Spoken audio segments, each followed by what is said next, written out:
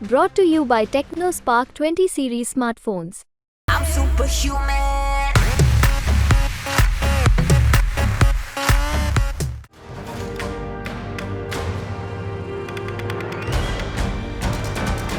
ओडिशा के नुआपाड़ा जिले में पुलिस के एक स्पेशल ऑपरेशन ग्रुप यानी कि एसओजी का एक दस्ता 20 मई को माओवादियों के साथ भिड़ गया। इस दौरान दोनों तरफ से काफी देर तक फायरिंग होती रही। तभी अचानक मुठभेड़ के दौरान गोली लगने से पुलिस का एक जवान घायल हो गया और माओवादी वहां से भाग निकले। ओडिशा के एडीजी देवदत्त सिंह ने इस मुठभेड़ के बारे में जानकारी देते हुए पीटीआई को बताया कि ये घटना सुबह करीब 3 बजे हुई, जब एसओजी जवानों ने ओडिशा छत्तीसगढ़ सीमा पर कोमना पुलिस थाना क्षेत्र के शिव नारायणपुर के पास सुनाबेड़ा जंगल में माओवादियों को घेरने की कोशिश की। एडीजी सिंह ने आगे बताया कि मुठभेड़ के दौरान कुछ देर गोलीबारी होती रही और इसी दौरान एसओजी के एक जवान को गोली लग गई। घायल जवान को फौरन इलाज के लिए रायपुर ले जाया गया। फिलहाल वो जवान खतरे से बाहर है। एडीजी देवदत्त सिंह के मुताबिक इसके बाद सुबह लगभग 8 बजे सुरक्षा कर्मी शिव नारायणपुर से लगभग 3 किलोमीटर दूर माओवादियों के एक अन्य समूह से भिड़ गए।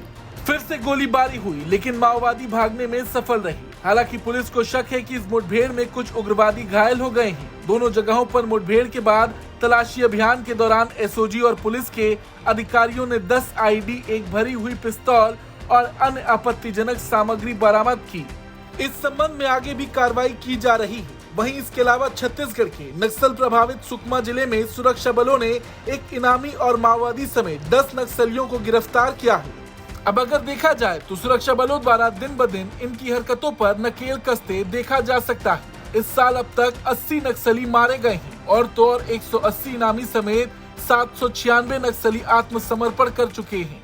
कुछ दिन पहले भी सुरक्षा बलों के साथ भीषण मुठभेड़ में 29 नक्सली मारे गए थे। केंद्रीय गृह मंत्रालय के आंकड़ों के मुताबिक 2004 से 14 की तुलना में 2014 से साल 2023 में देश में वामपंथी उग्रवाद से संबंधित हिंसा में 52% की गिरावट आई है। इसके साथ ही मरने वालों की संख्या 6035 से 1868 यानी कि 69% की गिरावट आई है। छत्तीसगढ़ में नई सरकार के गठन के साथ ही नक्सलियों के खिलाफ सक्रिय अभियान चलाए गए हैं। पिछले साल नक्सल प्रभावित राज्यों में सुरक्षा स्थिति की समीक्षा के बाद केंद्रीय गृह मंत्री अमित शाह ने माओवादियों के खिलाफ सक्रिय अभियान चलाने का निर्देश दिया था। एक विशेष समिति का गठन भी किया गया। इसमें पुलिस महानिदेशक, केंद्रीय रिजर्व पुलिस बल, बीएसएफ, भारत तिब्बत सीमा पुलिस और खुफिया ब्यूरो के महानिदेशक आदि शामिल किए गए थे। सुरक्षा बलों ने साल 2014 से माओवादी बाहुल इलाकों में शिविर लगाना शुरू किया था। साल 2019 के बाद 250 से अधिक शिविर स्थापित किए गए। गृह मंत्रालय के आंकड़ों के मुताबिक साल 2004 से 14 की तुलना में साल 2014 से 23 में नक्सली हिंसा की घटनाएं 14,862 से घटकर 7,128 हो गई। इस दौरान सुरक्षा कर्मियों की मौत की संख्या साल 2004 से 14 के मुकाबले साल 2014 से 23 में 72% कम हो गई। ये संख्या 1750 से घटकर 485 हो गई। वहीं आम लोगों की मौतों की संख्या 68% घटकर 4,285 से 383 हो गई। साल 2010 में हिंसा वाले जिलों की संख्या 96 थी। साल 2022 में ये 53% घटकर 45 हो गई। इसके साथ ही हिंसा की रिपोर्ट करने वाले पुलिस स्टेशन की संख्या साल 2010 में 465 से घटकर साल 2022 में 176 हो गई।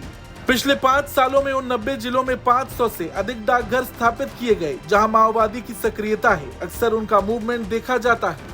हालांकि सुरक्षा बलों ने नक्सलियों की जिस तरह कमर तोड़ी, यह आंकड़ा देखकर आप अंदाजा लगा सकते हैं। इस खबर को लेकर आपका क्या कुछ कहना है, कमेंट करके जरूर बताएं। ब्यूरो रिपोर्ट, भारत तक।